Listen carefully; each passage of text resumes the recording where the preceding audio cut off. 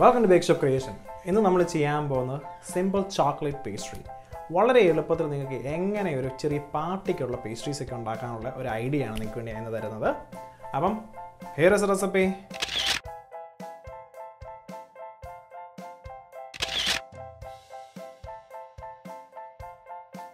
Let's go to the bake shop.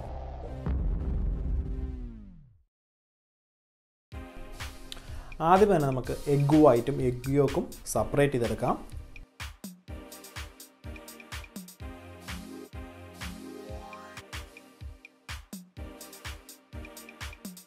Egg വൈറ്റിട്ട് കുറേശ്ശെ sugar add ചെയ്ത് നമുക്ക് വിപ്പ് ചെയ്ത് നന്നായിട്ട് പൊക്കിയെടുക്കാം. ഇപ്പോൾ നമ്മുടെ എഗ് വൈറ്റ് വിപ്പ് ചെയ്ത് കൃത്യം പാകത്തിനായിട്ടുണ്ട്. ഇനി നമുക്ക് കുറേശ്ശെ നമ്മുടെ എഗ് യോക്ക് ആഡ് ചെയ്ത് നന്നായിട്ട് ഫോൾഡ് ചെയ്ത് കൊടുക്കാം. ഇനി നമുക്ക് ഓയിലും മിൽക്കും വാനിലയും ആഡ് ചെയ്ത് നന്നായിട്ട് ഫോൾഡ് ചെയ്ത് കൊടുക്കാം. അപ്പോൾ നമ്മൾ ലിക്വിഡ് ആഡ് ചെയ്യുമ്പോഴത്തേക്കും നിങ്ങൾക്ക് എല്ലാം ഒരുമിച്ച് ആഡ് ചെയ്യാം കേട്ടോ. പക്ഷേ ഒരുമിച്ച് ആഡ് ചെയ്യുമ്പോൾ ഒരു കാര്യം ശ്രദ്ധിക്കുക, ഒരുപാടിട്ട് വിസ്ക് ചെയ്യാനോ അങ്ങനൊന്നും പാടില്ല, ചെറുതായിട്ട് ഫോൾഡ് ചെയ്യാനോ പാടുള്ളൂ കേട്ടോ.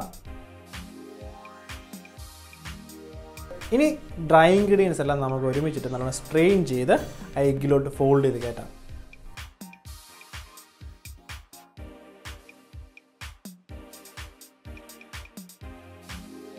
എല്ലാ ഇൻഗ്രീഡിയൻസും നല്ലവണ്ണം മിക്സ് ആയതിനു ശേഷം 165 ഡിഗ്രിയിൽ ഒരു 30 മിനിറ്റ് ബേക്ക് ചെയ്തെടുക്കാം. നമ്മൾ ഇന്ന് സ്പോഞ്ച് ബേക്ക് ചെയ്യുന്നത് സ്റ്റീമിംഗ് മെത്തേഡ് വെച്ചാണ് കേട്ടോ. അപ്പോൾ ഇതിനകത്ത് ബേക്കിംഗ് പൗഡറും ബേക്കിംഗ് സോഡയും ആഡ് ചെയ്യാത്തതുകൊണ്ട് സ്റ്റീമിങ് വളരെ ഹെൽപ്പ് ചെയ്യും നമ്മളെ ബേക്കിങ്ങിൽ കേട്ടോ. അപ്പോൾ നമ്മുടെ ചോക്ലേറ്റ് സ്പോഞ്ച് നല്ല സെറ്റപ്പായിട്ട് ബേക്ക് ആയിരിക്കുകയാണ്. ഇനി നമുക്കൊരു 2 മണിക്കൂർ ഫ്രീസർ വെച്ച് തണുപ്പിച്ചതിന് ശേഷം കട്ട് ചെയ്യാൻ തുടങ്ങാം.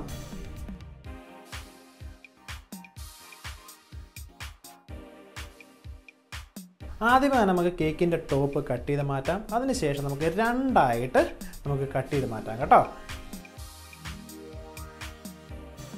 ഇനി നമ്മൾ ഉണ്ടാക്കി വെച്ചിരിക്കുന്ന ചോക്ലേറ്റ് ഫില്ലിങ് നമുക്ക് 2 ലെയറിലും നമുക്ക് നന്നായിട്ട് പൈപ്പ് ചെയ്ത് കൊടുക്കാം. അപ്പോൾ നമ്മളുണ്ടാക്കിയ ഈ ചോക്ലേറ്റ് ക്രീമിനെ കുറിച്ച് 2 കാര്യങ്ങൾ നിങ്ങൾ അറിയണം. ഞാൻ പറഞ്ഞല്ലോ നിങ്ങളോട് ഇത് ഷുഗർ ഞാൻ ആഡ് ചെയ്യുന്നില്ല എന്ന്. ഇപ്പോൾ നിങ്ങൾക്ക് ആർക്കെങ്കിലും കൂടുതൽ ഷുഗർ ആവശ്യമുണ്ടെങ്കിൽ നിങ്ങൾക്ക് തീർച്ചയായിട്ടും ആഡ് ചെയ്യാം കേട്ടോ.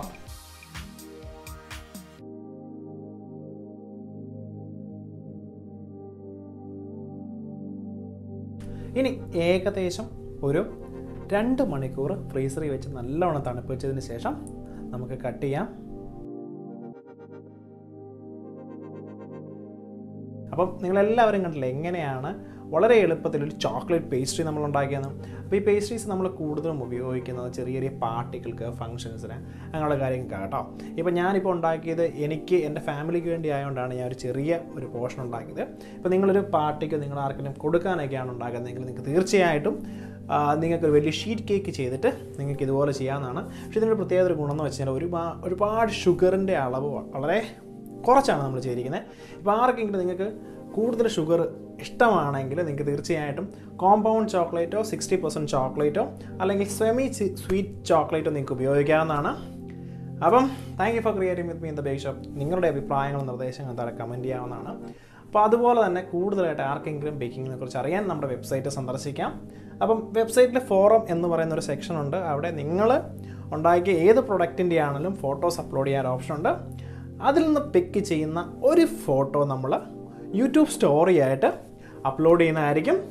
അപ്പം see you next time.